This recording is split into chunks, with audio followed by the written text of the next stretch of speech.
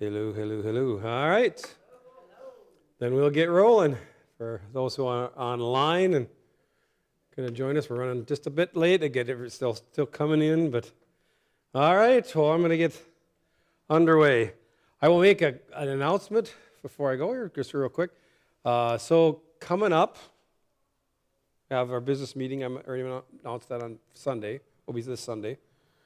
And then we got the youth event coming up at the end of June. Charles Caruca will be here that Friday night, the 28th.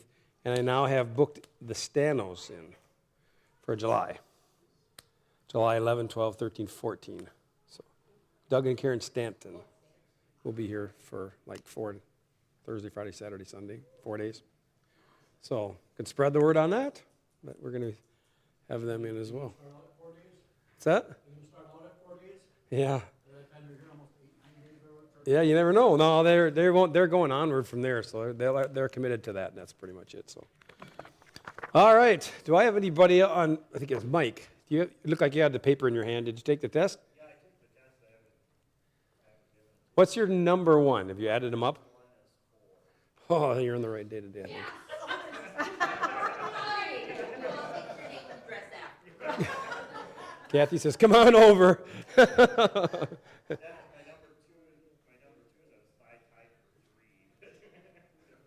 Okay. All right. I am online already. We're online. Anybody else on that I did miss? I don't know. All right. So Jill's coming in as a 5.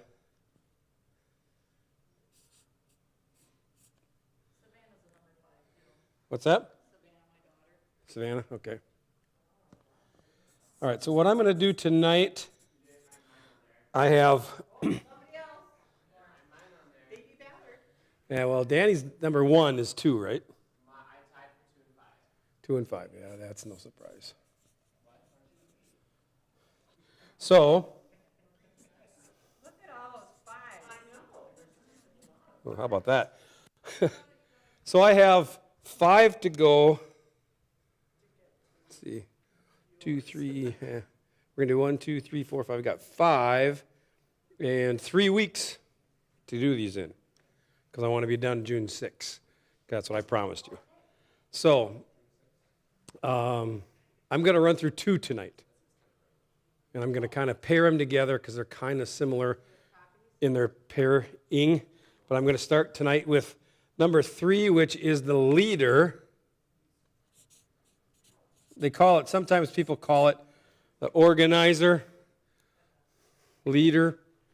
So we're going to look at the leader tonight and talk about that, and then I'm going to try to run that for about 45-ish, 40 minutes, and then we'll move on from there. So, all right, who's all in the number 3s? The Emila Carla is listed into there. Dennis, Brad, all right. Ryan, Simon, Ethan, my grandson Ethan, and Sierra. Dennis is on there too, yeah. All right, so when we talk about the leader, we're talking out of Romans chapter 12. All the gifts are listed in Romans chapter 12, these gifts. And it says, if you have different gifts, it says, if it's leading, then lead enthusiastically. So you can't be grumpy when you're leading. You got to lead enthusiastically, it tells us. All right? So let's define what we mean when we talk about a leader. And the leader, in the Greek word, the prostimi, means one who stands in front of others. Okay, so the thought process often of that is a leader that leads, it communicates from up front or something to that effect. But there's more to it than that. It's not necessarily that concept. The RSV calls it the one who gives aid, giving leadership to aid others. So that's kind of the key, is this idea of leading, that you're giving leadership to help other people. So leadership gifting doesn't necessarily for you, it's that you're helping other people move along to where they want to be and need to be. Okay, so we're going to keep going that. So if in the body analogy, leaders are the head of the body. And as they say, what is it, in my big fat Greek wedding, what is they say, the man is the head of the household, but the woman is the neck that turns the head.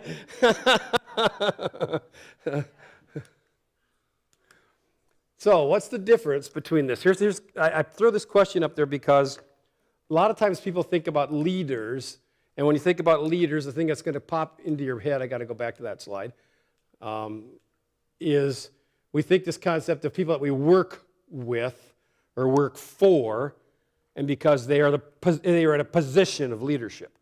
So if they're put into a position of leadership, they become the manager, a manager of a store or a business or something to that effect. There's a difference, and it affects how we view the two things. Manager, again, the definition, the slides are a little bit faded, I'm sorry, they're hard to see, but it's a person who directs or manages an organization, an industry, a shop. Self-explanatory, that. A person who controls the business affairs of an actor or an entertainer, right? A person who controls the training of a sports team. And number 4, a person who has a talent for managing that term, efficiently. Okay?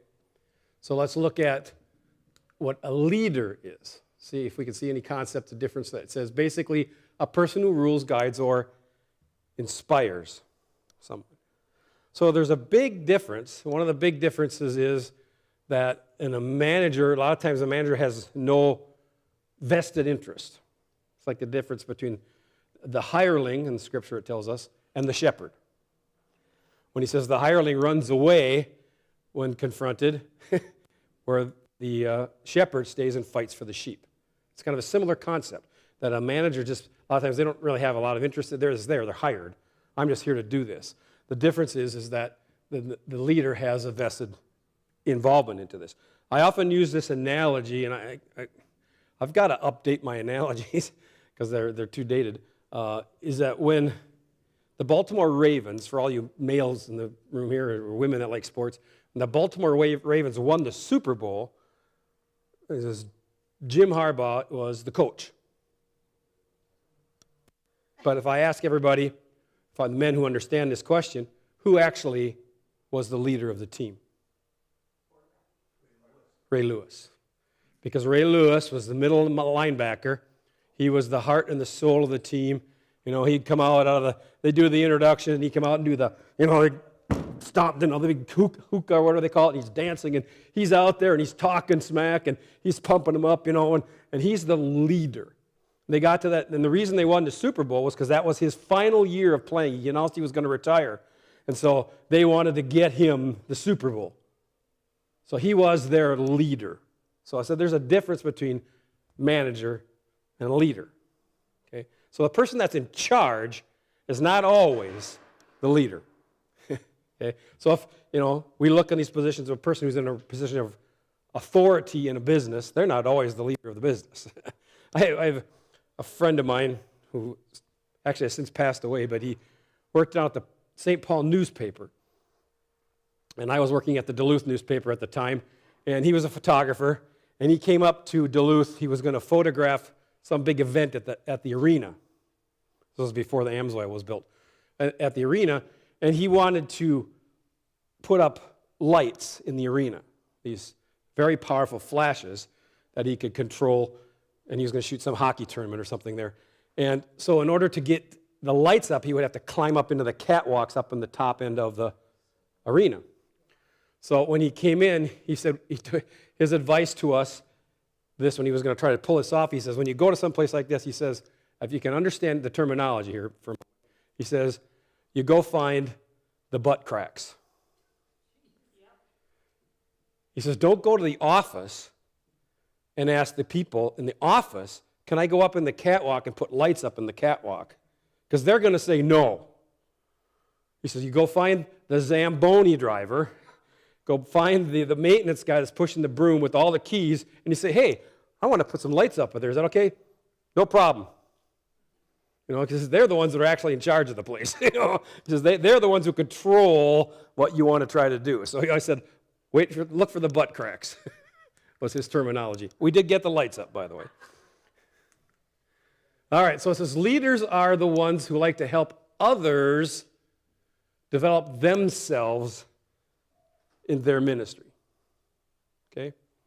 So the mindset of the leader is, I'm trying to inspire you into your way and your walk and your ministry or your job or whatever it is.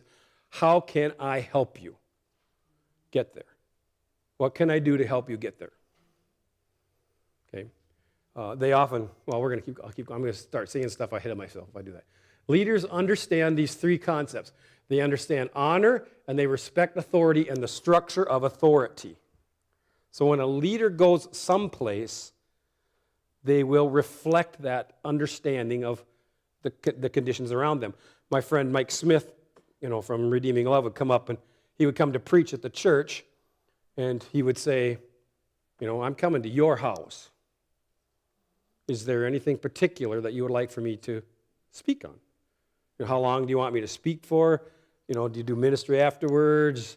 And he would ask all these questions because I'm here to honor you. He says, I've had speakers come in and they just take over. They do whatever they want to do and however they feel like doing it. But, if you noticed, anybody here was here when Tomas was here? I think I was standing in the back, and the first thing he said, he looked back and he says, do I have authority in your house? And so then he knew once I said yes, that he had free reign to do what he wanted to do, but it was under my authority. So see, they understand this idea of respect and honor and authority. So when they go somewhere, they reflect that in their attitude towards people. Okay? Good leaders want to know how much authority they have and what they can do and respect the limits within those things, which I loved about Mike Smith, is that, what are my limits? What are we going to do here? Leaders tend to value these things, harmony and efficiency. Leaders are often about efficiency, getting things done, because that's, again, their motivation is they see these things in front of them. How can I get to this, get this built up and get it done? And the way I get it done is by harmony. Okay? When I'm going to reference my friend Mike McParland. Some of you, I don't think there's anybody in this room who probably knows Mike. Remember Mike? Mike used to come to our church. He's my reference, my point of reference on many of these things. Mike, the quick story of Mike is this. Mike dropped out of high school. He got into some troubles with drugs a little bit, and he didn't graduate from high school. So he went and he got his GED, and then Mike came to my levels class, and this is his kind of life story, so I'm able to tell this to you, that he decided to become a plumber. And so Mike worked his way through school, got into the journeyman, got it to be a master plumber. He bought his house, and he needed to put a furnace into his house. And I'm going to tell you this quick story. And a friend of his who was working for a local plumbing company brought him over a box full of fittings and some tools to get his furnace into his house. So Mike did all that and hung on to that for a bit and started bothering him. The Holy Spirit started convicting him. He went to the owner of the company with the box and he said, this friend of mine let me have these fittings and let me use these tools and stuff. And I've had them for a bit of time. And I added up all the fittings price, and this is about how much I think it would have been for me to buy. I want to pay you for the fitting, the thing, everything like that. And he was so impressed at the point he hired Mike immediately. And so Mike got hired on in this job as a plumber. Mike worked his way up to be the president of a company called Phillips Getchell, which was a plumbing company in Cloquet. Mike came to me one day and he had a dilemma. And he had people working underneath him. He was the president of the company. He was worried about the people underneath him. Again, a leader's heart, worried about them, how they're going to think. He said, but I got an offer from Jamar. So I don't know if I should take that offer to go to Jamar or stay on here because I'm worried about the people that I work for or that work underneath me. So, well, you got to do what you got to do for your family, and we talked it through, and ultimately he took the job at Jamar. Mike worked his way up to become the president of Jamar, the CEO of Jamar. Okay, so when they were building the AMSOIL, one of the things that is AMSOIL became the principal for the HVAC and so forth and kind of became a principal to this process. They offered up the service. They had this 3D modeling concepts. So they would, every Friday, all the principals would get together in the conference room. Jamar would set up their thing, and they'd set up this 3D model, and they could see the AMSOIL in 3D form in front of them, so that they could all talk. And the carpenters are saying, well, we got to put this wall up here. And the plumbers would say, well, you know what's going to happen is that stud's going to be right in the way of this pipe. And then they could move it on. So again, Mike was pushing this because the harmony and the efficiency was, this is the best way for us to get this done. So that's his thought process all the time. How do we get it done? So much so that that's how he did that. Okay? Good leaders usually work alone, or do not work alone, but poor leaders try to work alone. They don't delegate well. They don't work well with other people. Poor leaders are. But if you're a good leader, you can work with other people. And typically you form teams around you. You have people that answer with you and to you, and you kind of coexist with them and work with them. Okay? So teamwork is a big part of leadership. Oops. Paul writes to Titus, all right, I knew it instantly it was going to happen, that the ministry is a maintenance ministry of the body. He wrote in his letter to Titus, and he called it that the leadership is the maintenance of the body. So you're maintaining. It's it's not as glorious as it seems. I always tell people that, for me, I always think that one of the greatest, this is for Carla. Carla's trying to get her credentials with the assemblies here. The best thing you can do is to become the janitor somewhere. Because when I was a teenager, my dad was the janitor at the church that we grew up in. And I took over that role from him as he was, kind of aging up a bit. And he said, well, let me take it over so I can make some money. We were always the first people to the church, the last ones to leave. And we were always making sure everything was done in the church, cleaning the toilets, emptying the garbage cans, all this kind of stuff. That was like the best preparation for ministry that I had. Now we're still like the first ones to leave and the last ones, or first ones to arrive, the last ones to leave. It's a maintenance thing. Being a leader is just the way that's just the way that is. You tend to, the other thing that I learned, again, I'm quote Mike, I did this men's retreat with guys one year, and I said, well, Mike, will you take a session, one of the sessions we had? And so Mike kind of reluctantly agreed, doesn't like to talk much, and he reluctantly agreed, and so this is a spiritual men's retreat, and Mike puts a PowerPoint up there, and it's a picture of Jamar, and he says, well, this is Jamar, which is where I work, and we've taken in so many, we have so many employees, and I'm like going, this is like a ministry weekend. Like, I'm trying to figure out, okay, so how does this tie into this theme of ministry?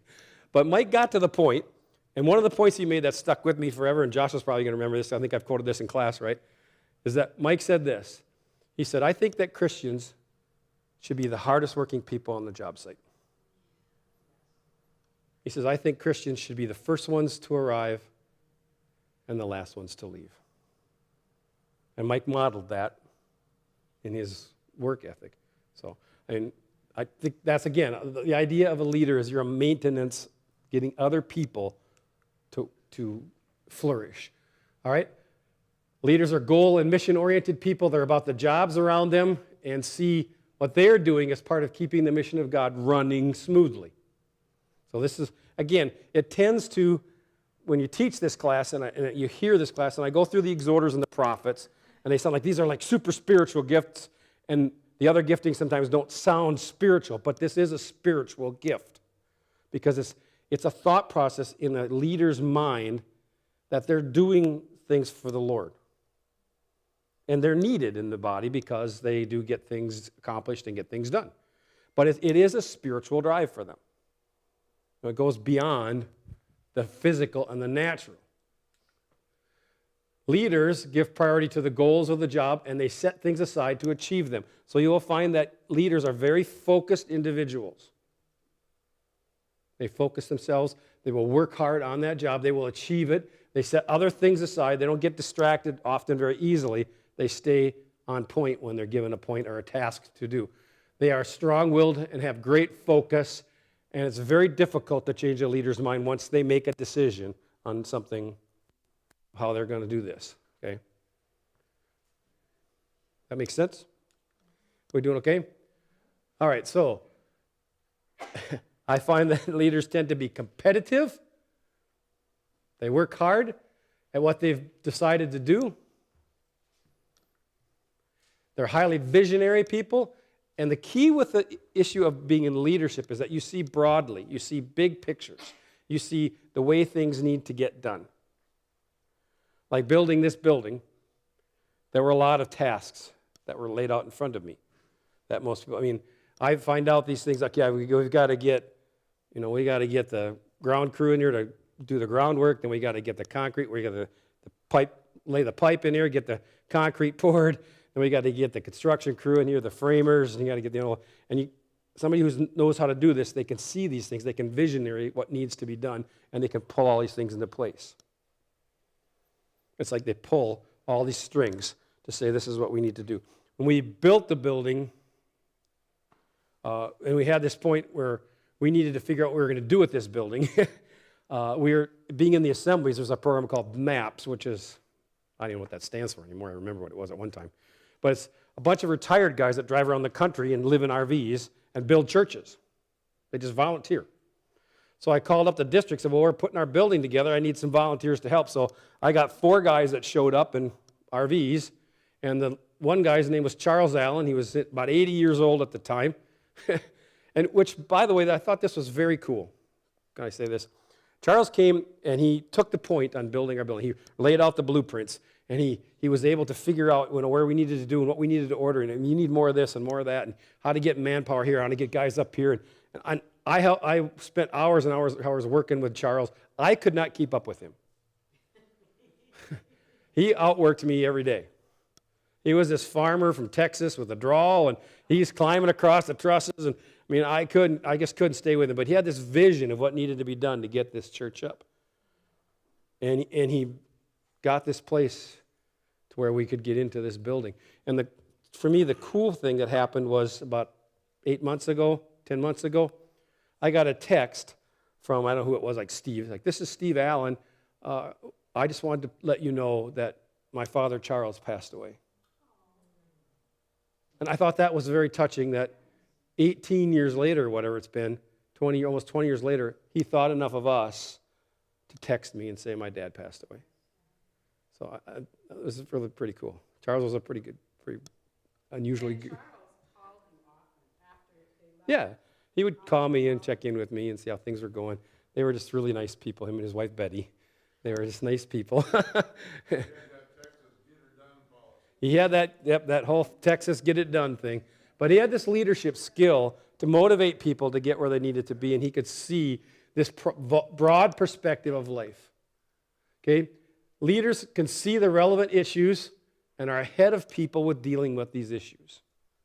A lot of times we just walk into events and don't see what needed to be done to get this event done. They can see the perspectives, and they're way ahead of us in what needed to be done. They see the decisions to be made and the people to approach, the finances, and the procedures to be followed. I mean, there's all these kind of things that they're able to process through all the time. Leaders deal with the balance between what I call the relativity of space and time. In other words, I only have so much time, and I have so much space in my life, my calendar, to pull these things together. And they walk this tension constantly of, what do I do here and here and here with my space and my time? Some people are very laser focused on just one thing, and they can do one thing, but they can juggle back and forth, and they complete a variety of tasks that many people pick up. Leaders are often dealing with multiple tasks at the same time. They're great multitaskers. They can do 3, 4, 5 things all at the same time. I can get on the phone, get on hold, put my AirPods in, get on hold, and I'm off on 3 or 4 things while the thing's playing in my ear. I'm working these things over, The key to leader success is his ability to maintain the need of arrangement of schedules and activities. They have I used to say day planners, but they don't do that anymore.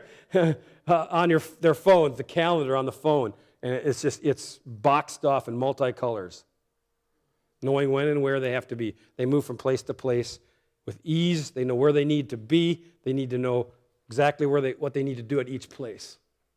They have to be multitasking and highly organized, highly technological typically, I find, in leaders. They get a grasp on these things, they know what to do. It's a challenge for older leaders nowadays, because, man, this stuff's moving so fast. You know, the technology is moving at a rate that's really rapid. Leaders usually need to have this clearly defined goals or they'll drift. If you don't give them a goal, they'll kind of drift away from your project because they need this focus that says, this is what we're doing. The goal of this is to get from here to here, and then they can focus in on that and they can do their part to it. If you don't give them that, well, I'll find some other project to work on because they don't understand what they need to do.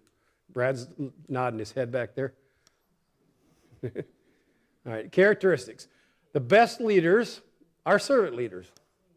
That's what Jesus modeled, correct, to us? He took off his coat and he got down on his knees and towel and he washed the disciples' feet. And he modeled this servanthood for us behind the scenes. They make good builders, entrepreneurs, church planners, missionaries. Ryan, that's why you're where you're at. You know, they just make good, Mike was good in his role. He was perfect in that role. I think there's two styles of leaders as I kind of define these out. I mean, they stand in front, but there's an extroverted type of leader. There's one that stands in front of the crowd. He's up front. He can be the face of the organization.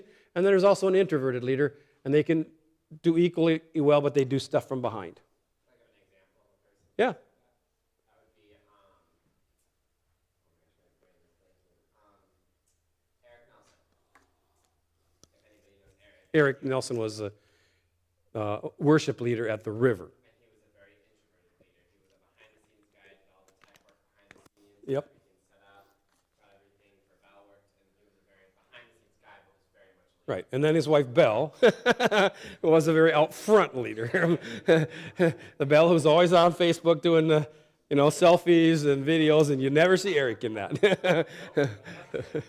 I have a nephew, my nephew Jonathan, and he is my oldest brother Larry's only son, and he has a media business called Foremost Media. They design websites and they do all this kind of media things. He has a partner. Now, Jonathan is kind of the face of the company. He's the extroverted, upfront, gets on whatever they do, sound bites on the media. He's the guy that talks. His partner is the silent partner who sits in the office and does all the programming, all the coding. But this partnership of these two leaders works extremely well. My son Jonathan and his partner have 33 Airbnbs. They have a storage unit in Hayward. Let's talk leadership. This is how this works. Jonathan owns 33 Airbnbs. Joy, what's the biggest issue you have with your Airbnb? The laundry, right? That took you a while to figure out a system that works for laundry. Laundry is a tremendous issue in Airbnb because you're turning these things over, and like they have one that has 23 beds in it. You're washing a lot of laundry and trying to get it done in a few hours. So to solve that problem of having 33 Airbnbs, Jonathan basically bought the laundromat in Hayward. So they own the laundromat. Again, the visionary. They bought the laundromat for two reasons. Number one, they can wash all of their laundry in the laundromat. They don't have to put quarters in it all day long. And number two is that when they're not doing laundry, it's making money because people are using the machines when they're not using them. So see, that's the visionary of what a leader thinks about.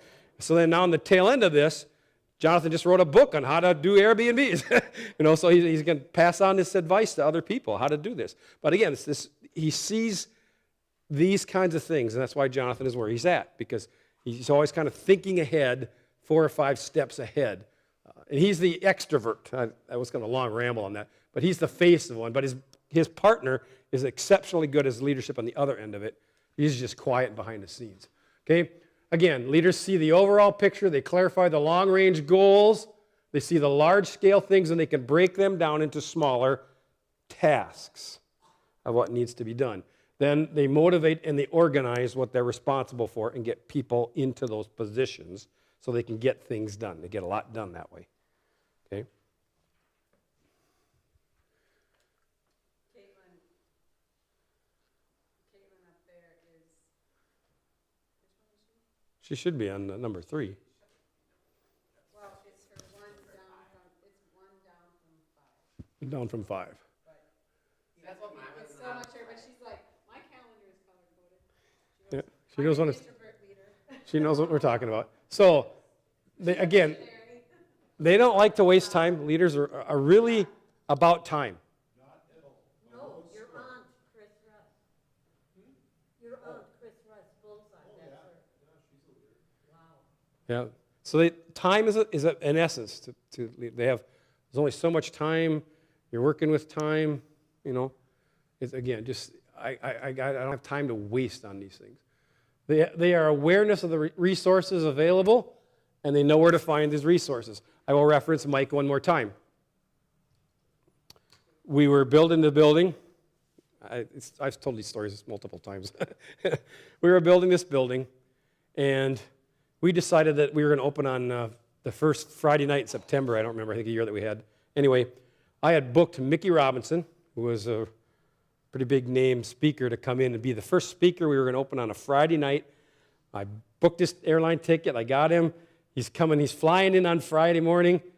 We're still laying carpet on the floor a little bit, getting the chairs wrestled around. And the last thing I have to do to accomplish this getting into the building, to get an occupancy permit, which I have to have, is to finish up the plumbing. So the plumbing inspector comes in at about 9 o'clock in the morning for that Friday. Mickey's already in the air. Not yet. So Mickey's in the air, flying here. The plumbing inspector comes in and he says, well, that drinking fountain is 6 inches too high, so you're going to have to drop that down for ADA compliance. And the sinks aren't hooked up yet, and I don't want any volunteers doing that work.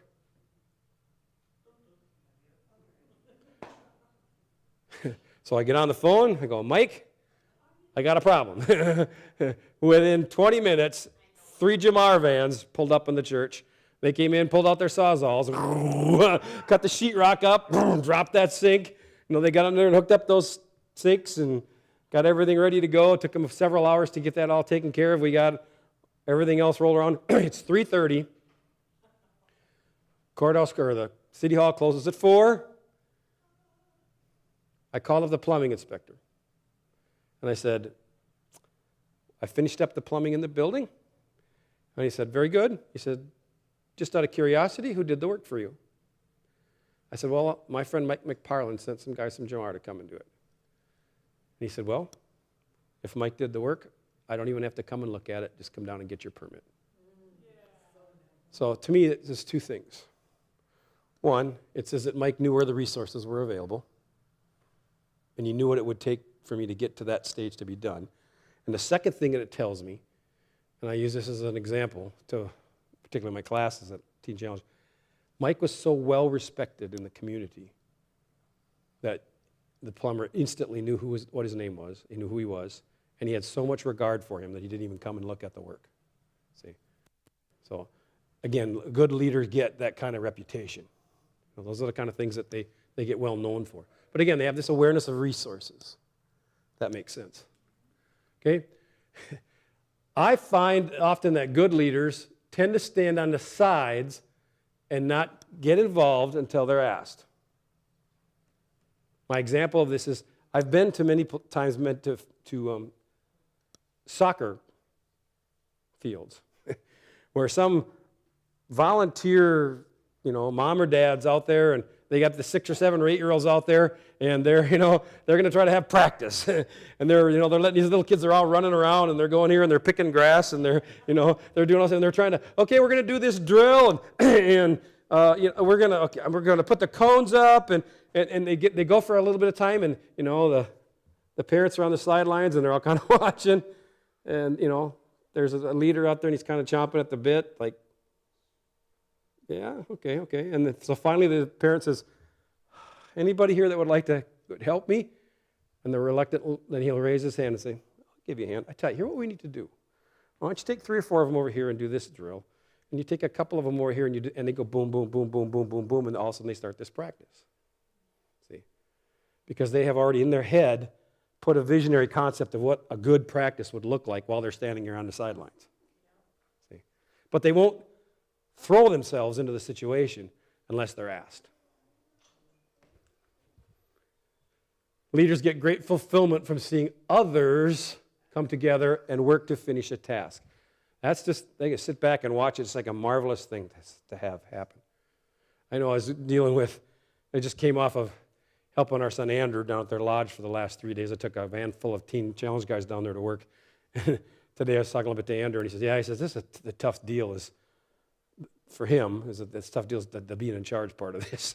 Because you're walking through and, hey, Andrew, where's the stain for that? Oh, let me go get this. And on the way, there's like, hey, Andrew, where's the brushes for that? Hey, Andrew, where? It's like, he's like running around trying to figure out, who would help to get this thing going. But you sit back when you get to the stage of a leader, and they just watch and go, this is really cool to watch that all flow together, And it works when it works. It's great.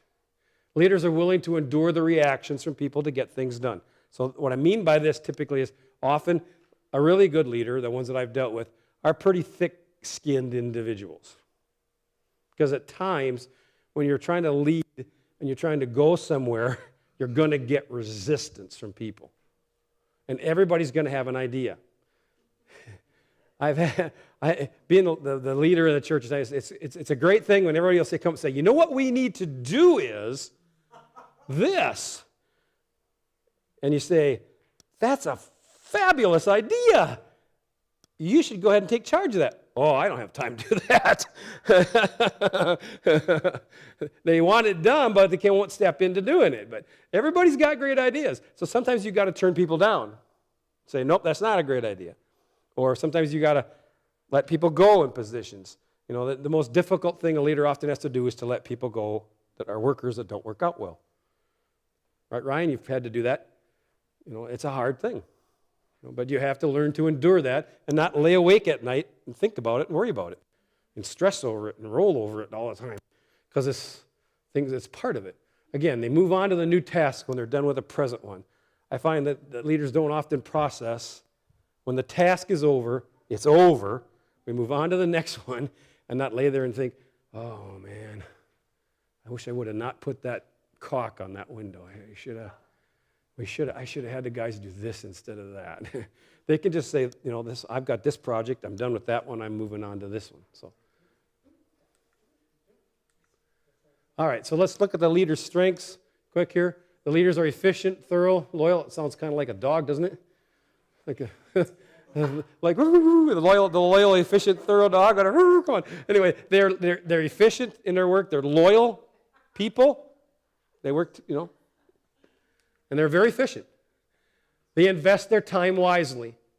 Since time, again, leaders measure spirituality by the accomplishment of tasks. I mean, it's a spiritual thing. When you're doing something, you're working for the Lord, you're feeling spiritual. It fills up not just your soul, but your spirit to be doing things for the Lord. Crossing things off their list as fast as possible and moving on. I've already said that. To waste time is to be like the unprofitable servant. It's a viewpoint for them of, if you're wasting, to them, just idly, this is a tension leaders have, I'll be honest with you. So a lot of leaders have tension with prayer. Because it seems unprofitable to sit still and journal or listen to Jesus. Again, I said that prophet, exhorter, to a degree, even the mercy motives, live in a more spiritual sense. Leaders live more in a natural sense of seeing the things that need to be done and have a hard time kind of pulling up into the spiritual because, again, I want to accomplish and get done. And it's hard to click that checklist off and say, no, I'm just going to sit and listen and soak. Ryan does great with it because he comes and sits and soaks with us often, and he's able to ding a bit. A lot of them have difficult times with that. Good leaders patiently address the frustrations of their workers and can handle the pressure very well. Like I said, the thick-skinned concept of a personality. Okay? They have the ability to make decisions based upon what's best for the sake of the project at times. That's a strength, not what's convenient for the laborers or how they feel about it. That's why people get put into these positions of leadership, because I know you will get it done no matter what people think about it. If you got to deal with the union leaders, you're still going to get this stuff done. right? That's a strength. Okay? You can keep that in the back of your head. As a result, they have a God-given ability to discern the character of people. I think that leaders really can read people well. They learn character and they learn motive in a very precise way. They can recognize when they're a good worker or not a good worker, and a good leader will then remove them if they need to remove them. Okay. Have you experienced that, Ryan? Yeah. It's a matter of, there's just comes a measure of it, and again, that's a spiritual thing. It's not just the fact that you're good at what you do it naturally, it's a spiritual discernment that God gives to you. That's why this is a spiritual gift, because there's a discernment. It's not necessarily discerning of spirits, but it's a discerning of character, if I can say it that way. They seem to implement the impossible and get stuff done. I mean, leaders take on huge projects, huge things, and get stuff done. Delegation is the key to leadership. You have to learn as a leader to delegate. Again, that's the kind of, if you're discerning character, you're able to delegate to the ones that are going to get things done. And then, again, you become much more successful if you learn to delegate. All right, so let's look at the weaknesses quick, and then the misunderstandings, and we'll be done with this in a minute. Because of their need to be constantly conquering new mountains, they can get frustrated with people that don't share their vision and don't share their drive. And then they don't build relationship with people around them who don't share their same vision and their same drive and energy. And they kind of drawn to other people that have the same kind of mentality as them, which we all do. In every gifting, we tend to do that. But when a leader takes interest in others, it's in order to find out sometimes, this is a weakness, remember, I'm talking about weaknesses. It's in order to find out the best way and the best place to use them. Excuse me. These have really weird cycles, rather than the best way to serve them. That's a weakness. So you build a relationship. Oh, this is a potential relationship. I wonder what skill set they have.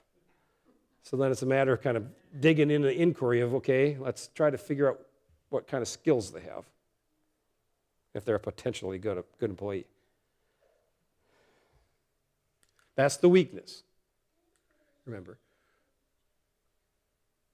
Another weakness is they can prioritize the project over the people. Remember, I said that's a strength, but it's also a weakness at times. Because you have to learn that tension, again, space and time, to prioritize the project, but not push so hard that you blow people away, and not be so concerned about the people that the project lags. That's probably something you got to deal with all the time, right, Ryan? I mean, you got a deadline. How hard do I push this crew to get that deadline done? And how sometimes you say, that's impossible to do that task. I won't get that done. All right, sometimes they make people feel used and discarded when their usefulness is over at times. Again, it's a weakness. Remember what I'm talking about. Leaders need to be careful they don't put the project and overlook the needs of people. People do have real needs. They have kids that get sick and they need to go to the hospital and take care of their kids. Or they have an emergency or something to that effect. And they, this day and age is really difficult to figure out, though, isn't it? I mean, this next generations, I'm speaking from my own generational thing. Some of these younger generations coming up, I struggle with. Caitlin hired 90 people at Kids Grow one year, and over 60 of them were gone within a few months. They just would come, they would interview me. Danny experienced this at Piggly Wiggly. They would interview people, they'd come show up for their first job, and then never hear from them again, or first week and never hear from them again. Yeah, I mean, it's just like, there's just craziness about work. I don't know. They just don't, they think their needs outweigh working, I guess. I don't know. Leaders can often see the unnecessary expression of emotion as a waste of time. I don't want to listen to your appeal. I got to get this project done. We got a deadline tomorrow. I just really don't care what your problem is. Get it done. That's a weakness. It can be. As a result, the leaders, they being focusing on the big picture, they can be the appearance, I use that word appearance, of being uninvolved or uninterested in group things and group events, like going out for dinner after work, or getting together and playing cards or whatever it is, or something like that. They say they'll turn it down because I got to go home and finish up paperwork. See, and they're so focused on it, people say, boy, they're just not personable. They're not really a good, person to hang around with. It's not that they don't want to. It's just they're so focused on the things and the tasks that they have in front of them that they want to stay productive. It's a waste of time again. Immature leaders, rather than accepting responsibility when something goes wrong, working to correct it, they delegate the blame. It's not my fault. The equipment broke down. It's not my fault. My workers didn't show up, or it's not my fault. The owners, they never take responsibility for that. Okay? And find out how they can step up and say, I could have scheduled more people, or we could have maybe started sooner, or something to that effect. There's always reasons, but again, poor ones support a weakness. They can be stubborn and unwilling to budge, even when people make appeals. Hey, we're really tired. It's getting late, it's getting dark, someone's going to get hurt here if we keep working on this. And if the appeal is made properly, they may be stubborn, and they won't do that. They could find it hard to work with those whom they question as not being committed as they are, which is somewhat valid, but again, this is a weakness that can come out to being unwilling to advance and work with those kind of people. I'm almost done here. Because the leader is an initiator gift, they are very happy to maintain projects over the long haul. Remember, long haul. They're happy to delegate tasks to others and then move on. It's as simple as that. They don't get emotionally attached a lot of times to the projects they work on. That's what. You said that wrong. Sorry, yeah, I said. Not be very happy with me. They may not be happy with maintaining a project for long periods of time. I said that wrong. I talked to Andrew this over, because it's a point of reference for me because they own an Airbnb. But Jonathan buys and sells properties pretty frequently. He has 33 of them, but he buys and sells them pretty frequently. He bought one, I know Larry said a little while ago, for like $500,000. Within 2 years, he turned it over for $1 million. And and I told that to Andrew, and he kind of smiled. Says, "Well, he just doesn't get emotionally attached to the projects. They have theirs, and it's a labor of love at the lodge." I think that I'd have a tough time doing that, Anderson, because it's just I'm involved in this project. But again, John just doesn't maintain them over the long haul. If it's profitable, boom, it's done. He'll sell it. He doesn't have that emotional attachment to that thing. All right, so these are the misunderstandings. The delegate responsibility, sometimes like they're lazy, like, why are you not down in the hole down there digging this hole with us?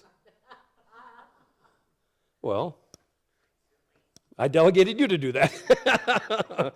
I got other things to do. I got asked 2 or 3 times, maybe twice during this week. So what are you doing? So I was working on a lot of different angles on different stuff, but I think Dale said, so what are you doing? Says, well, I'm working on this, I'm doing that. The willingness to endure reactions makes them seem as unemotional, which is not true. They are emotional people, they have feelings, but again, they can endure that reaction because the project needs to be completed, correct? This is, again, it's not true. They do care. They're not emotionalists. I get ahead of my leaders, or my slides. They are simply focused on the task at hand, and they want to get this thing done. Again, I said the feelings it slows the process down to them. I don't want to sit down and take the time to talk about how you feel about your workday. All right, the tendencies, again, I said, makes them seem to be insensitive to the weariness and the pressures of it. Again, these are what we misunderstand about them. They have pressures to deal with to get this stuff done. I do care about you, but I really have a pressure to get this done. It's a misunderstanding I'm trying to get. Families can sometimes think that the leader's constant desire to find new things makes them restless. Sorry. Did I say that already? Yeah, I did. I had to go backwards. May think the leader's constant desire to find new things makes them discontent or restless, and that's just really not true. They're just, I got a new thing I need to do, and I got a lot of irons in the fire. They're not completely restless in their job all the time. All right, so these are my examples. Paul, the centurion, and James, the brother of Jesus, are listed as examples of leaders in the New Testament. Last slides, the misuse, and then we're going to move into the next one. Viewing people as human resources and human beings. That's pretty self-explanatory. Using people to accomplish their own personal ambitions. There was a guy that worked for the city a number of years ago who was using city labor and city trucks to come build his driveway for him. Yeah, he got fired from that job once they found that out. He was a high up, leader in the city, and he just they were in between runs here and there. He would have him pull into his driveway and dump stuff in the driveway, and then go on to the city project and come back. He was misusing the property, showing favoritism to those who are more loyal. That does happen. Sometimes the workers who are incompetent get promoted, because they like him as a person, or they see certain things to them. Taking charge of projects which are not God's will. Here, I remember I tell you this, in every gift I will tell you this moment. This is the moment that you are not the Holy Spirit. Taking charge of projects that may not be God's will. That may be you need to let somebody else struggle through that so they can learn a life lesson from it, instead of barging in and taking over. Let them work it out and figure it out, There were a couple times in the last couple days when I kind of just stayed back, and instead of telling them, gave them a minute, gave these guys a few minutes to figure it out, and then the light bulb went on, and it was like, good, you figured that out. All right, let's go. Delegating too much work, overlooking the serious character flaws in valuable workers. This, again, is what happens in business, is you promote people that have serious moral failures, even financial, and they get into spots of being the CFO or something, but they've been stealing money, and they knew about it. This is very common. They will see the flaws of somebody and not deal with it because they're a great worker. They're a great resource. Being unresponsive to suggestions and appeals, failing to give proper explanation and praise to workers. Workers like appreciation, when they're doing a job. Putting projects ahead of people, and impatience with people not listening to their advice. And I think that's it. That is it. All right, are we okay? I want to do one more so I can keep going. Give me another 45 minutes or something to that effect. Is that cool? Then we're going to move on to number 4. Give me a second. I got to change the PowerPoints out here. Yes, Dennis. I got a message from Caroline on that please pray for us and Jeanette. Pray for sons that's Lord. Pray for your wife that's Lord and Jeanette.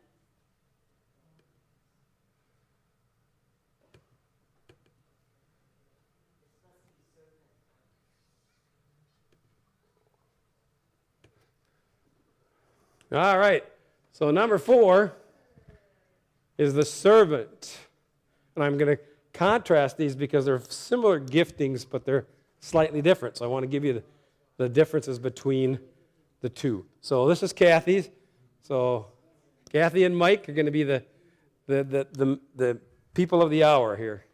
All right, so if we look at this again in Romans chapter 12, it says if your gift is serving, then it says devote yourself to serving others. Yes, ma'am. The notes for these.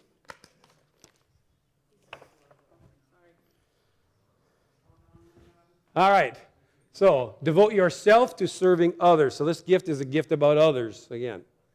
It's not about what you get out of this many times. It says, whatever you do to the Lord, do it heartily and not unto men. My kids got really tired of me quoting this scripture to them, because I quote it to them constantly. And whatsoever you do, do it as unto the Lord and not unto men, knowing that the Lord you shall receive your reward as an inheritance. I probably did that more than you did. Probably. In homeschooling, I pretty much did that every day. Yeah. Now, the problem is, I go this to myself at work now. I don't like something. I go, unto the Lord, unto the man. Whatever you do, do it unto the Lord. You are serving the Lord. So let's define the server. The server meets the practical needs of others in love. So again, this is the tension moment of the gifting is the practical needs versus the spiritual. But again, this is a spiritual gift, and hopefully by the time I get done, I will have convinced you that it is a spiritual moment. They are the hands of the body. Okay? The servant's basic motivational drive is to demonstrate love by meeting practical, natural, in some ways, needs. But they can also be practical, spiritual needs. Servers can be great prayers, great intercessors. Servers like carrying out a support role. Okay? They're supportive people. They come up behind, underneath. They rarely like to take the lead, but work with someone else, staying in the background and helping others to be free to do what they like to do. Okay? So they don't like to come up in the front. They don't like to talk much. Kathy reluctantly comes up with the journal because God tells her to. But they don't like that part. Okay? I will give her appreciation because that was one of the things when she started, she came and asked me, I want to take over the kitchen so you're free to be up and minister to people. And that really blessed me because, we were trying to figure out what we were going to do with meals and trying to figure it all out. And where I took that on, she just said, let me do that so you can go do what you do. So that's been a huge blessing. Amen. My favorite, just a second back there. My favorite example is when we were younger in the church. A couple of some friends of ours had a baby, and the baby was born deformed. She didn't have any eyes, didn't have any ears. She had a heart malfunction, and the baby lived 24 hours, I think, or something to that effect, and passed away. This was in the middle of winter. And the first thing about what had happened with Stephen Kay was the day the baby died, they were in church worshiping the Lord with everything they had. I just loved that about their heart was just to come and worship Jesus in the midst of that tragedy. But the reason I bring this story up is because they lived in Grand Marais, and they were going to do a funeral for the baby up in Grand Marais. And as they went up there, they had a friend named Dallas, who was a logger, lived up there. And Dallas went out to the graveyard, and he lit a fire, thaw out the ground, and he tended this fire all night long, kept feeding the fire, got the ground all hot, melted it all, warmed it all up, and then he dug a grave by hand for their baby. He was still digging the grave the day the funeral came. So when we went up there, and our friend Aaron LeBog went up to there, and he saw Dallas over there working on the grave, digging the grave. And so Aaron went over there and he said, hey, Dallas, you want me to give you a hand doing that?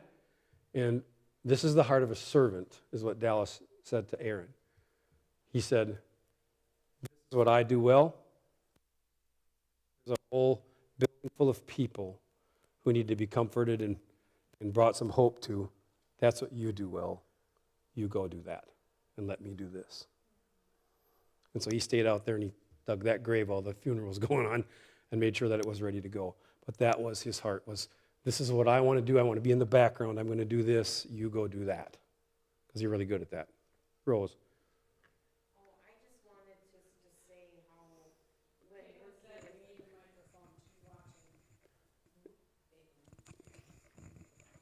I just wanted to say while working with Kathy, and Kathy, I know you probably don't hear it enough, but when she works, honestly, the way you sit and serve and have all these different dishes and all these different things that go on, and Luann's really good at it too. I actually, like if Luann's not there or like Kathy's not there, the heartbeat is gone. You can just tell within her the way you serve and is how you love everybody. And I just want to make sure that that is just known tonight, that you can't help but see the love and care that you take pride in what you do and you do it well. And that's the true heart of what a servant is. Yes, Dennis.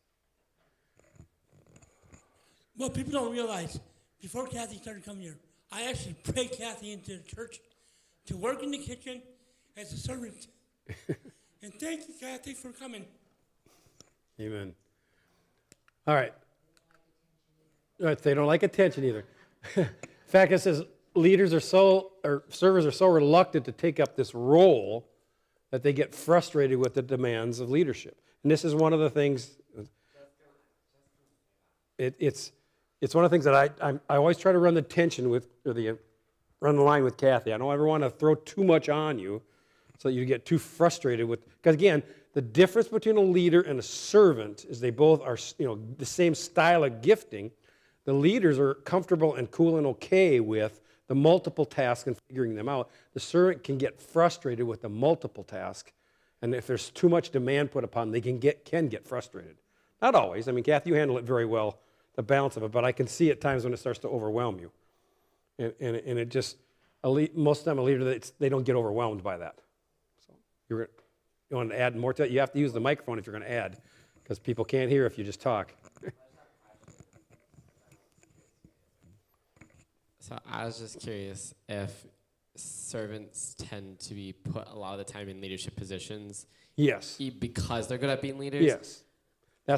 That is the problem that church people do, again, church leaders do, and I'm trying to run that line with her, is servants are very talented, very good people, very hardworking people. So what church leaders do is somebody says, I want to come take charge of, or do some stuff in the kitchen. They do it really well, and they go, well, you just take charge of the kitchen. And then they get frustrated because, again, there's that planning, getting, people, ordering supplies, all this, and they don't really necessarily want to do. They just want to, and Kathy has said it multiple times, I want to cook. I don't want to do all the ordering of the supplies and going to Sam's Club and doing all that. She gets flustered with that, if that does happen occasionally. You want to add to that? You got to have the microphone. So you get to put your 2 cents worth in now, because we're... Yes, you notice I'm not talking tonight? Two things I want to say. Luana and I have had this conversation, that she's the exhorter, and I've said I really appreciate her because I'm so focused on a task sometimes that I don't see the people, and she's always sees the people. And so that's why we make such a good team. And I want to build up a team. I don't want attention to myself. If anybody gives attention, I want it to the team. And so that's why we flow nicely together, because she's the softer part that encourages people. And the other thing is, since I've been stretched here, I've always been servant giver in my motive gifts, and actually my exhorter leadership have risen up to be tied with giver on my second. So I think that's just because I feel safe, and I've been given opportunities that stretch me. Mm-hmm. But I would say that I would be if I'm any leadership, I would be behind the scenes leader in the kitchen. Sure. But because I don't like being up front. But. And it's not so you don't have the skill set to lead, but again, what I'm talking about is your motivation. Yeah. Your motivation is to serve. And it becomes a spiritual gift because the serving is done out of a heart of love for people. And that's a spiritual fruit of the Spirit, right? Mike, does this resonate? Well, I'm probably a real mess because there's a lot of leadership that you went through that nails me and completely is opposite me. The whole delegating thing I am horrible with, but I have to deal with a lot of leadership stuff. Sure. And the servant part of it, I get, it's kind of like at one time when I worked in the theater, I like being backstage, being part of the Mm-hmm. That part of it I like. I didn't like being up front. So that part of the whole servant part of it I get. Sure. That you like to work quietly, you don't necessarily need to get all the attention. And I've also had to do that with other work in recent years. I'm not really good at the delegating because I had to work solo for so many years that I just had to do everything. Yeah. So then when something comes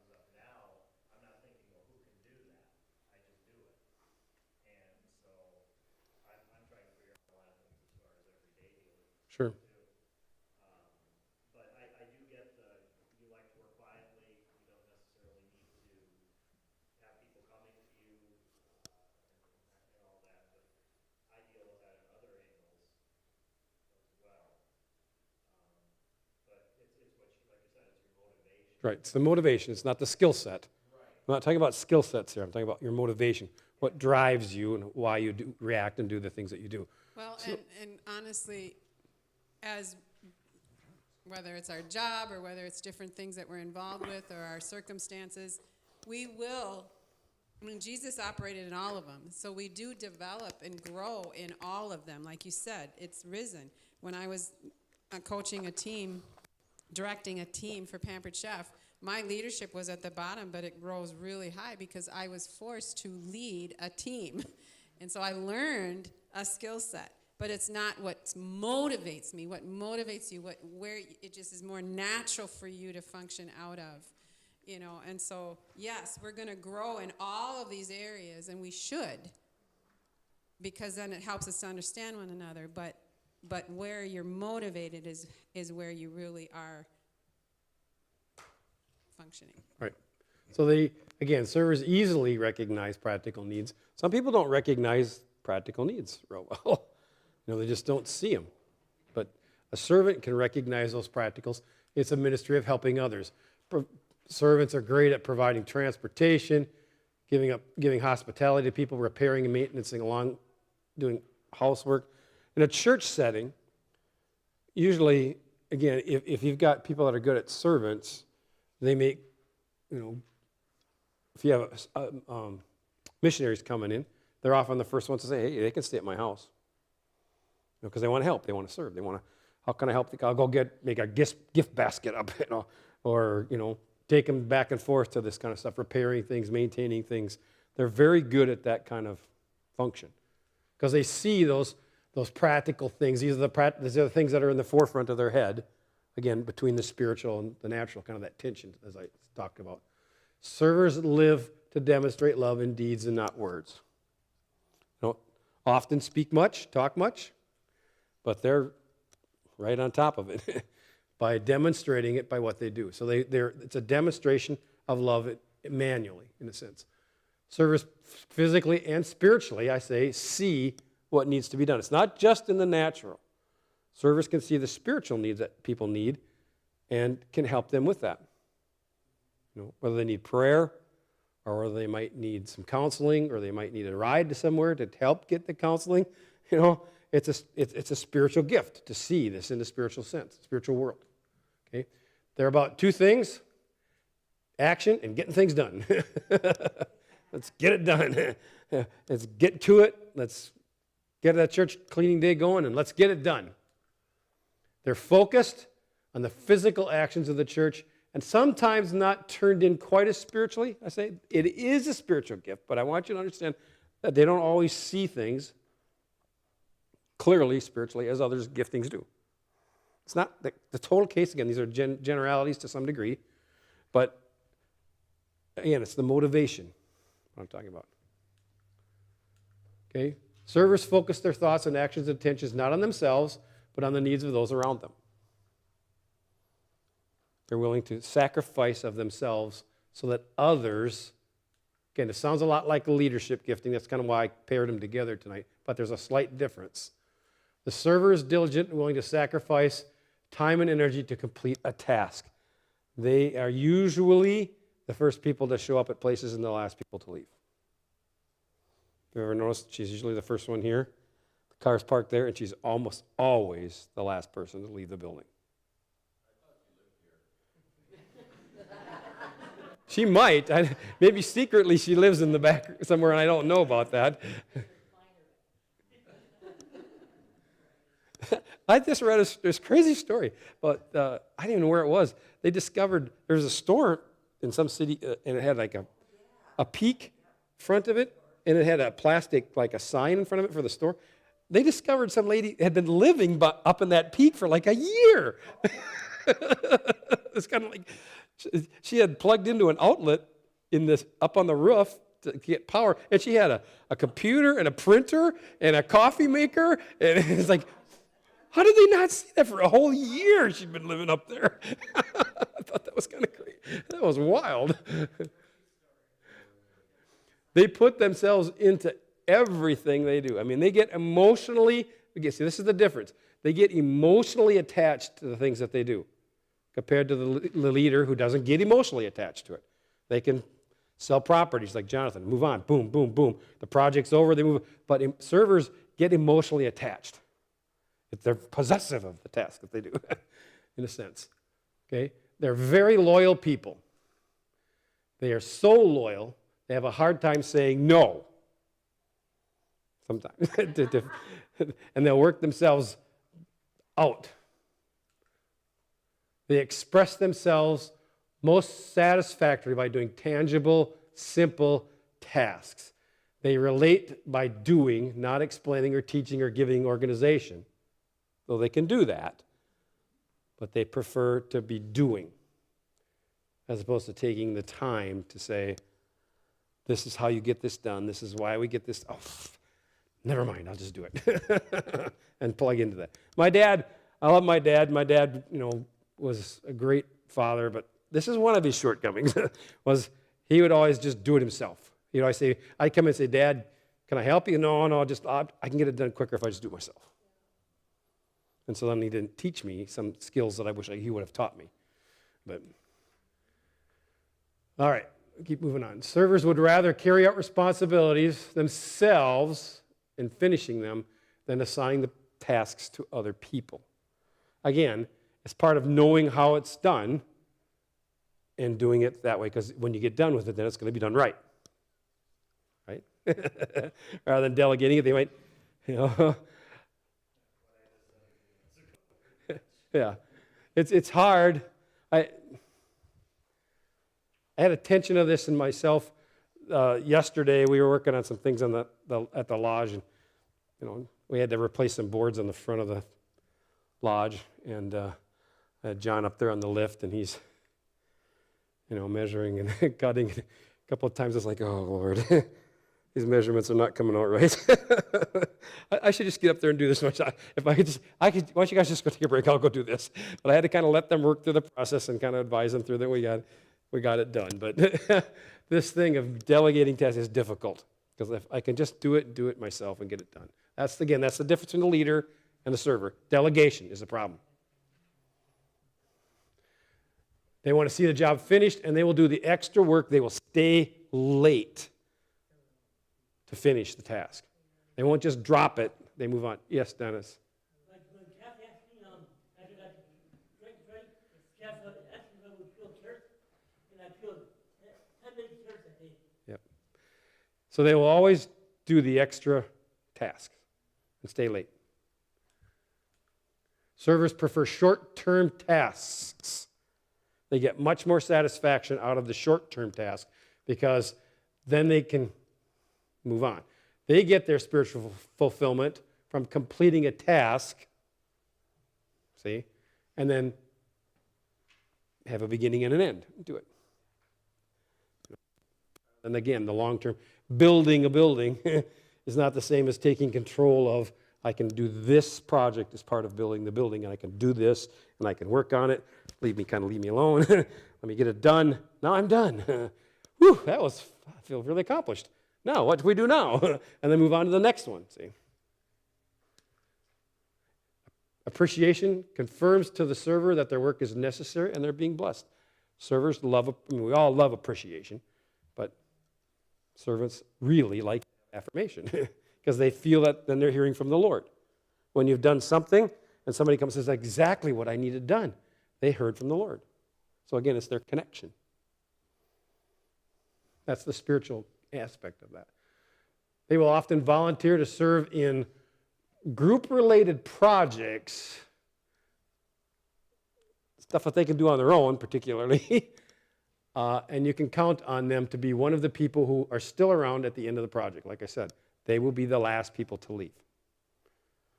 They'll help on a work day, church work day. They don't want to organize the work day and get all the mops and the pails, but you give them and say, you go clean the kitchen, and they'll stay there and clean that kitchen. They'll still be cleaning it when everybody else is because they'll be scrubbing everything down to the end because that's what they're told to do. All of us want to be served. Servers want to serve. It's a crazy tension because people always think, well, I don't want to ask them because I'm afraid, I don't want to take advantage of them. Well, they're like, well, why don't you just ask because I really do want to do this. I really want to help. I really want to help. So don't be cynical about that they think, well, they'll feel like I'm taking advantage of them. Call them up at 1 o'clock in the morning and say, my car won't start, and they'll be there. And they'll do it with love. These are the strengths. Servers are the first to offer help to host a visitor, for example. They love to make visitors feel wanted. Again, there's that word, feel wanted. And they will take care, like the visitor comes in and says, the bathrooms are over there. Here's a thing of water. How can I, there's some open spaces over there. You can go sit over there. They make people feel really welcome. Servers tend to be one-man armies. They can get a lot done. They're constantly, I think of all the giftings, the servant is the hardest physically working gifting of the group. They will work and work and work and work. They have a lot of stamina, and they have a lot of God-given strength. Again, this is a grace given by God to do these kind of tasks. That a lot of people, either, first off, their motivation is, well, I'm just going to go home. They will stay, even though they'll push themselves physically to get exhausted, and they'll stay because it just has to be done. Servers work best when they can fulfill a responsibility on their own without depending upon others. It's a difficult relationship tension of loving people, but stay out of my way. I don't have the time to talk right now. I have to get this done. Maybe we could talk later, but not now. There's a special grace to servers that exercise humility because they will take on menial chores that most people will not do. You can count upon them to take on these things, and they will do it with joy. They'll do the jobs that nobody else wants, and they're not afraid to get dirty. And they just take these things on with joy. My sister-in-law, Vi, I'm sure is a servant, but the story that I often tell is that when we do the family get-togethers and we have a dinner, Vi's the first one up from the table, and she picks up the dishes, and she's over at the sink. Oh, the joy of the Lord is my strength, the joy of the Lord. And she's singing and dancing and having the greatest time doing the dishes. And the rest of us are laughing and giggling and look at everybody and then she inspires the rest of us to get into this. But she just has this joy to take on these things. It fulfills her heart spiritually. Availability is one of the servant's strongest character qualities. They almost never will say no to you. I got it. There we go. They meet needs as quickly as possible. And sometimes they will use personal money to get the job done because they can't wait for it to be approved. It can be a weakness, but they just don't want to, it takes too much time to go through.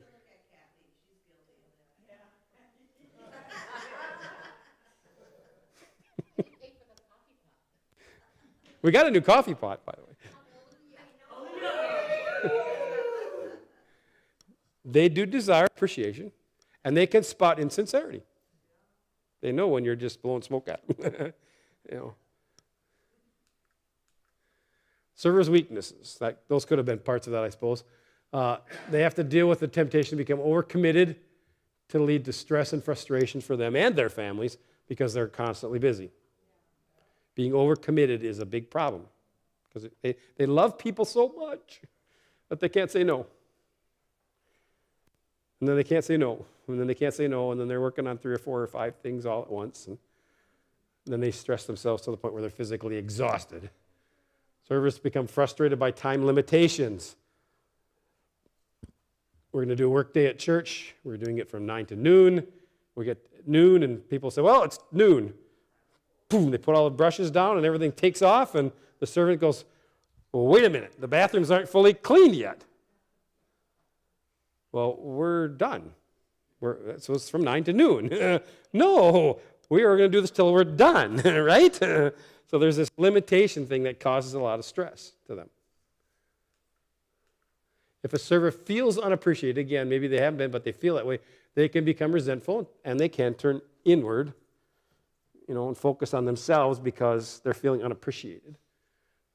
Their eagerness to serve and complete tasks make them poor delegators sometimes, and at times a poor coworker. Because, again, they just want to get this stuff done. Understand their motivation. They want to get this stuff done. Sometimes servers get their spiritual priorities out of order because they're tuned into the physical needs that they overlook the spiritual things. And I give this example.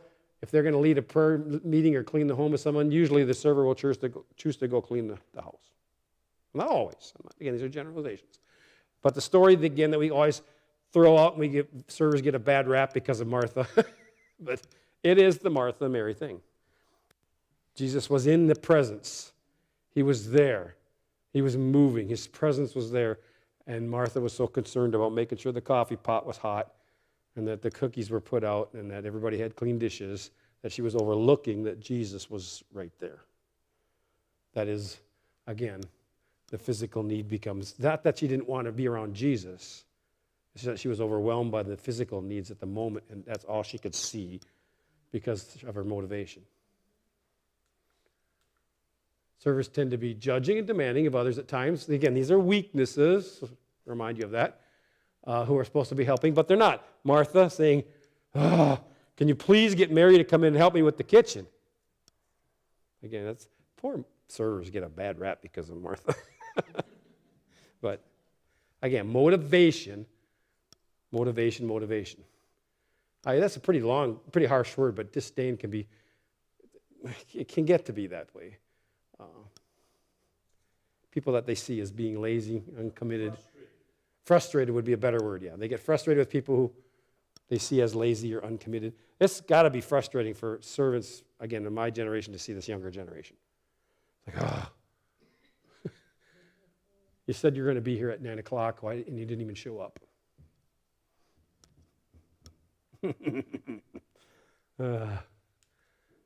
Servers tend to be perfectionists and drive the rest of us crazy because they want to get everything done and they want it done to this detail or this thing finished up or this or that. And it's like, sometimes it's like, I have many other things in my life to worry about.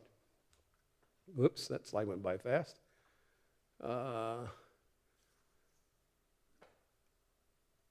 Again, if they feel like I've put my life into a person and they reject them, it can be a very emotional thing. A reason, again, I said, I remind you one more time, I put the leaders up there and the servants up there. Can you see the difference of motivation? The leaders tend to be much more thick-skinned about these things and move on very quickly. They don't lay awake at night, traumatized by some of this.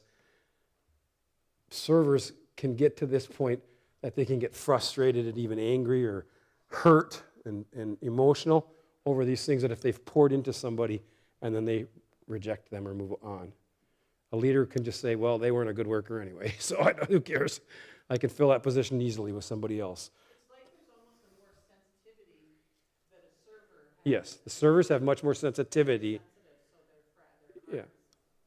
Yeah. I'm Kathy, just curious, and you too, Mike. You got to have the microphone there because I'm going to get yelled at by Caitlin otherwise here. So my question would be that when you were talking, Dave, about it's so hard to say no, does it feel like if you have to say no that you're not being obedient to God sometimes? Because you have this the motivation to be serving and helping, and it's an expression of love, I imagine. So does it feel like you're not being as loving to God?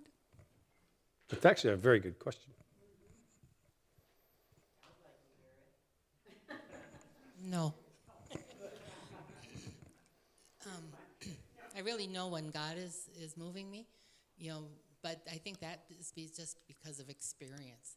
I think in my younger days, I was very good at enabling people and doing things for them, and then being overwhelmed because if I felt, because God showed me earlier on, I have a manifestation sometime in the spirit. If you watch me, I go like this to the side, and this is back in the Toronto days, and God showed me I was a pourer, which goes with my motive gift too, and Holy Spirit fills me up and I'm pouring out.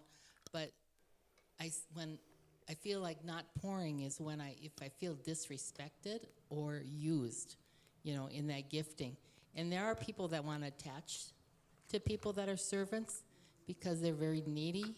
And not that I don't want to help them with their needs, but I've learned because of experience that it's a good thing to say no sometimes. And then also to make the priorities. Like Saturday belongs to my son. And I have different days that I try to be pretty rigid about. But yeah, it's a learning process. And but it's not God, it's just, I don't want to say no. Everything sounds fun. I want to do it all.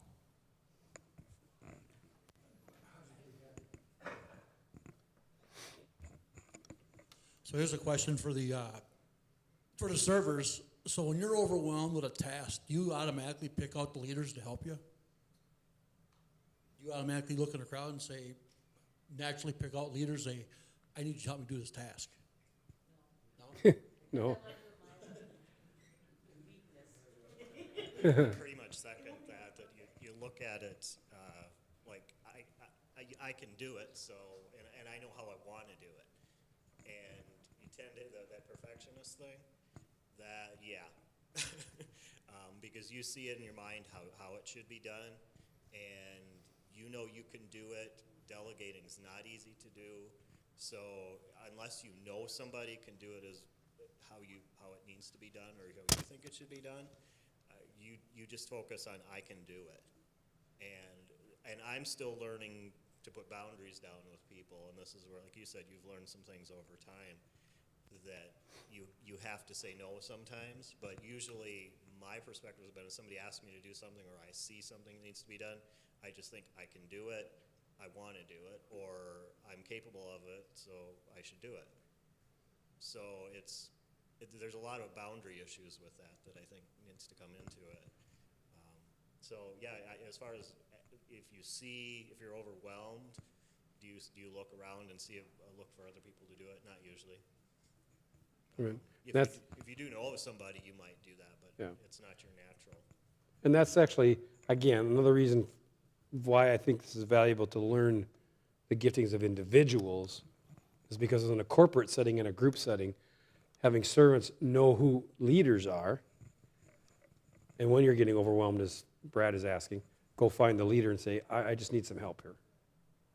How do I get this ready for this event? Can you, and they can say, and I'm trying to get that point too of trusting the leaders of saying, hey, can you just give me some guidance here? And they can list off the tasks pretty fast, and they might have, again, leaders know where to find the resources, because I find that leaders are very connected people typically, and they can find, if they can't do it or don't know how to do it, they know somebody who can. Say, I got a guy. I got a guy who can do that. All right. Can I say one more thing? One of the things that is interesting to me as we keep going through these different giftings is, remember, this was a motivational gift given by God at birth. We're born with this. So another word we could use is personality. Personality is what are we motivated by?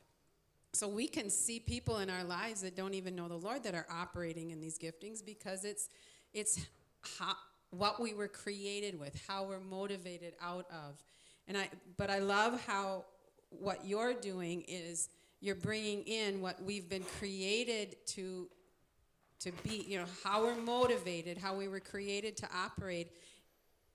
But you're bringing it into, as Christians, how can we bring this motivational gift into, growing the kingdom of God, advancing the kingdom of God. So it's recognize this is what we're motivated out of as people, whether we know the Lord or not. But knowing the Lord, how can we grab hold of this in a greater measure and advance the kingdom of God with this motivational gift and how we are all gifted differently. That's So, because I noticed It's the in corporate some of the thing. slides you have church this or church that. We have to remember this isn't a motivational gift we have only when we're operating in the church. This is what we were created to be by our God and how we're motivated. But when we're talking about it, how are we as Christians living this out and advancing the kingdom of God? That's a good thing to understand. Amen. Because I think that's a very good point. And it's actually more of a question here because I think, as she's pointing out and you pointed out, this is our motivational gifts. Mhm. It's what what motivates you. Right. And that's what I'm having to try and decipher here. We talked a little bit about skill sets, though. Mhm. And for instance, in this situation, servers are not probably good leaders and delegators, but you may have to develop those skills in that area or maybe in one of the other areas. So the question is balancing out developing skills as well as developing your motivation. Right. How is that kind of the technique we need to learn in life? Kind of balance all these things out to bring out the best in us? Yeah, as Rebecca's explaining, really Jesus operated in all 7 of the motivation gifts. Our goal is to try to get to that place if we could. I mean, just because you have one motivational gift doesn't excuse you from doing the others. Right? Because you could easily say, well, I'm just a servant, so I don't have to, I don't have to do this or do that, because this is just my, encourage people or speak up in groups because I'm just a servant. I'm just in the kitchen all the time. So you got to learn that that's not an excuse. You're not excused if you're an exhorter. You're not excused from serving. I'm just saying the difference is that the motivation, and over time, again, the subservient ones, I should say, the ones that are underneath that they affect and impact the number one motivation. As Rebecca said earlier, you can learn the skill sets, but it doesn't change the motivation. And it doesn't change the reactions. It doesn't change the things because you have learned the skill set. Again, this is why we do it, is because we have this inherently put inside of us. But I think what's interesting with the skill set idea is oftentimes how you learn to do things is actually impacted. How you're learning, like I was learning how to be a director for my team. I was learning some of those leadership skills, but I was still operating in my exhorter motive as I was learning those skill sets. As you were leading, you were leading as an exhorter. Things that we're learning to do and get better at, we're still, it's funny, they're still, even learning how to do those skill sets will still be impacted by your motivation. Right. So I operated more in those things. So I brought more relationship, more, the exhorter is into my teaching my team. I wasn't just teaching them about kitchen things. I was really growing them relationally and growing them in their personhood as I was directing or coaching them. I used that gifting to. Right, that came out in it. Just to bring up, address the issue of the operating in 7 areas, all 7 areas. And I would assume most people that did the test here, you didn't get 0 or 100 in anything. Right. There are no zeros or no 100s. My lowest is a 46, and my highest is a 53. So mine are all very close. Fairly clustered, yeah. And I would assume a lot of other people have some close Yep. clustering too. So, my second is not far behind. Right. But I see a lot of traits of this one sticking out in me. Right. I did see some of the leadership too, but some that didn't apply as much.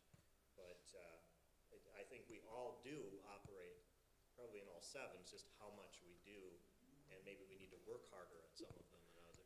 And that's kind of the valuable point of it too. I think we're supposed to, our motivation should equally be across, but we have that one dominant that's always going to be the go-to, the one we fall back on. And again, that's our reaction is going to be each time that we do that. And again, to address the point, quickly, Rebecca talked about the church. Initially, I did this, and the reason that I referenced the church a lot is, again, because I'm trying to make an analogy of what it would look like in the church. The body parts because Paul talked about the body parts making up the whole. That doesn't necessarily mean it's just for the church. It's how we operate in the work world, or how we operate, in our field of what we do with our families and everything. But I was saying this is how it works out in the church. The picture is what the analogy that Paul gave. It started as an example within the church, but it's beyond that. I think Luann had her hand up too.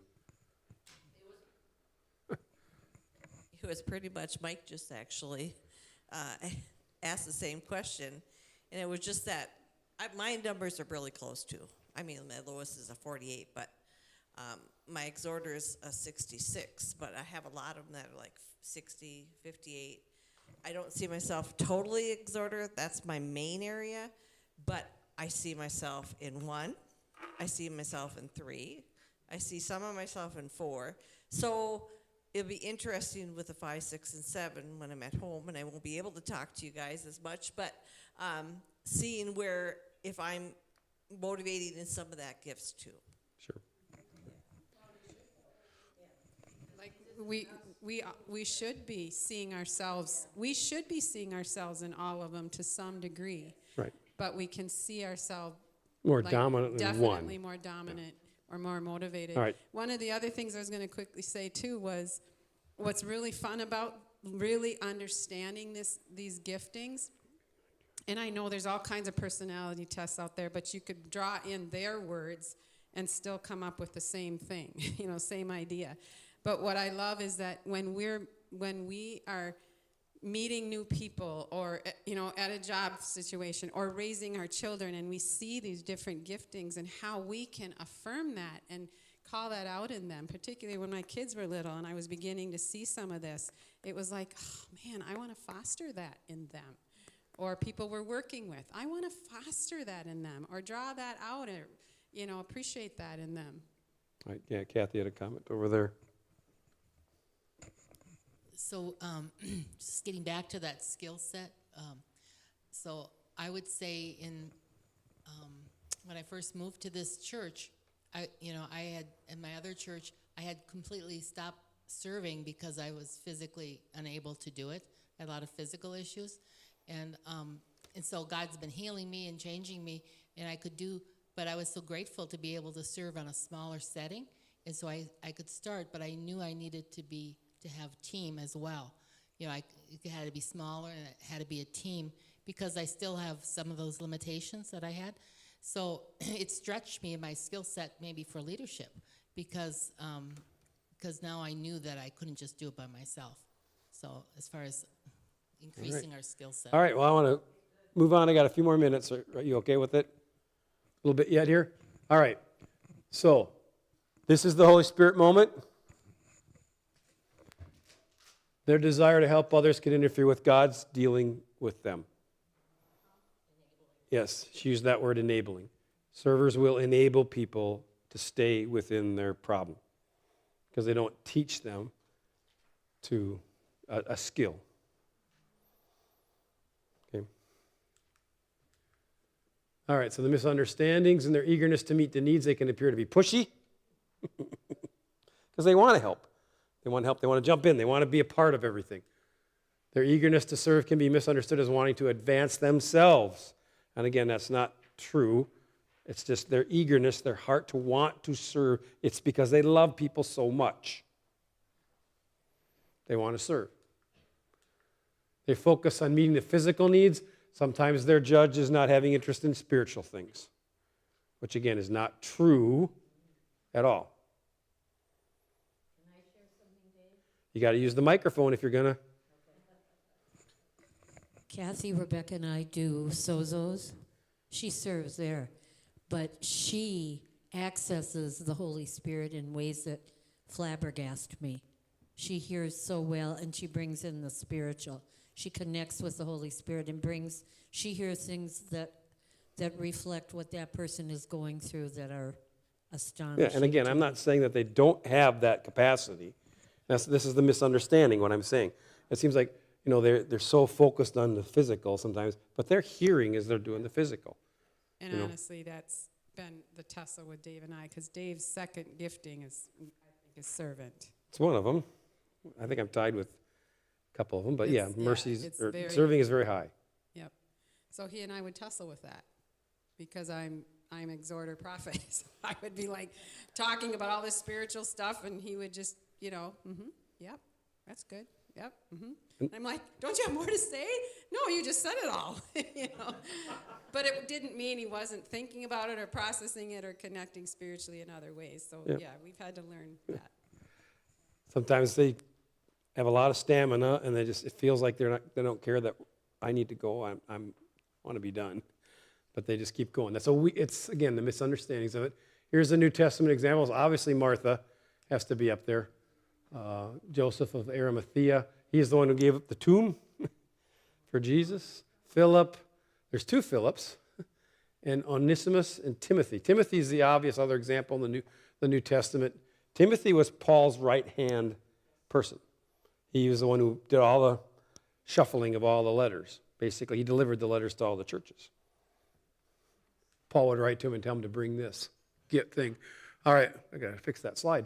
All servers misuse their gift, neglecting their home responsibilities to help others. They're so focused on helping others that sometimes at home they don't clean their house or don't do the projects at their own house because they're so busy all the time helping other people.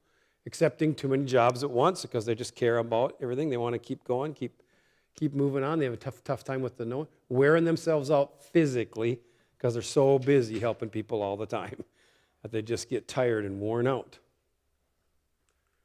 Being too persistent and giving unrequested help to others. Again, you are not the Holy Spirit. Going around authorities to get the job done. Spending money before they get approval. Those kinds of things. Excluding others from helping on a job because it's easier just to get it done myself.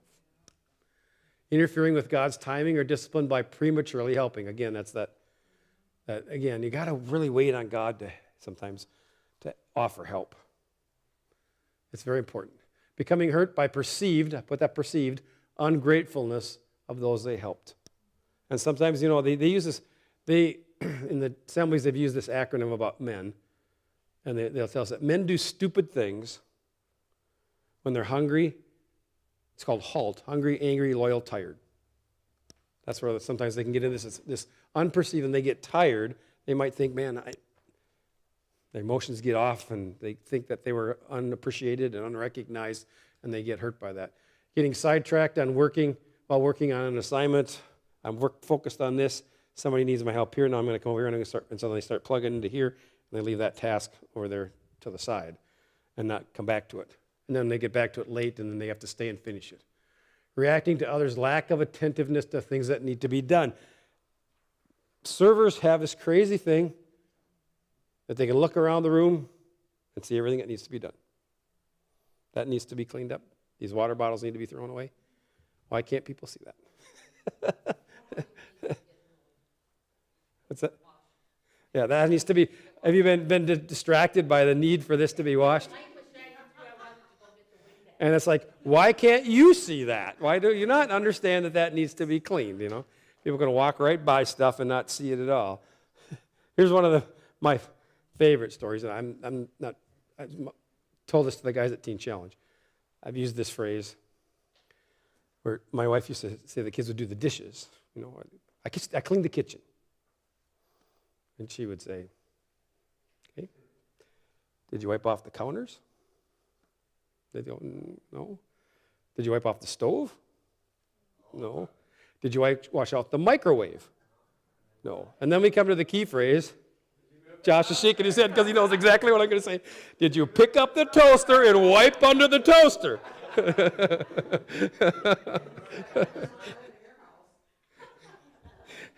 So now I got all the guys at Teen Challenge. They see other guys. Did you pick up the toaster? So when you go into do you move when you're vacuuming? Do you move this and vacuum there, or do you vacuum around it? So they all laugh at that. Gary, do you move stuff? I move it. You've learned. All right. But anyway, the other's a lack of attentiveness. Working people around their schedule. Like, They want people to come when they're ready or they're available. Being frustrated with time limits, I mentioned that already. They don't like to be, that's it. I thought I had more. Those are the misunderstandings. Any feedback about leaders or servers? Do we make sense here? Can you see the difference between a leader and a server? They're similar giftings, but the motivation is different. Again, the skill sets could be very similar. They can both be getting a lot done, but they come at it from two different angles. So hopefully that helps. Dennis, you had your hand up. Yeah, servers, when someone's asked to do something, and they do it, like Kathy asked me to come in and do the juice, and then after that, peel the carrots and do apples, and I did that. And me and Luann did the apples. But then I can see number 3 in Dennis, because that street ministry, he's always delegating all the work to everybody else. Yeah, way to go, Dennis. All right. Any other feedback from me tonight, Brad? I want the feedback that you said the leaders don't like the journal. I can vouch for that because I hate sitting at my computer doing paperwork. I'm out of my office. I'm running around in the kitchen talking to the cooks up front. I'm doing everything but the paperwork. The paperwork's a waste of time. I'm wasting my time when I should be out doing something else. All right. Very good, Rose. I was just going to say one thing I think is very interesting. If you think about all these 7 motivational gifts, you'll find them all in the book of Acts. Every one of them. Yeah, well, they're all throughout the Bible. I mean, obviously, that's why I'm giving you the New Testament examples. Most of those are out of the book of Acts, but anyway. All right, very good. Thank you. Next week we will. I'm trying to decide if I want to do all 5 next week or do 5 and 6. I still have to process that over. We'll see, but we will get to that one. So this is the servant number 4. I'm getting there.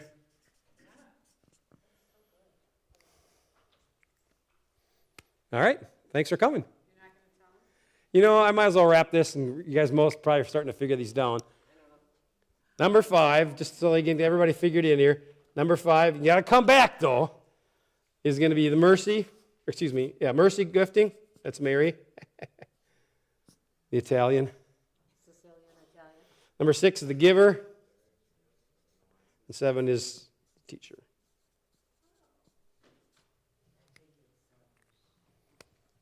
So now you can see how the picture all rounds together here. 7 is teacher. 5 is the servant, or mercy giver, teacher, the last 3.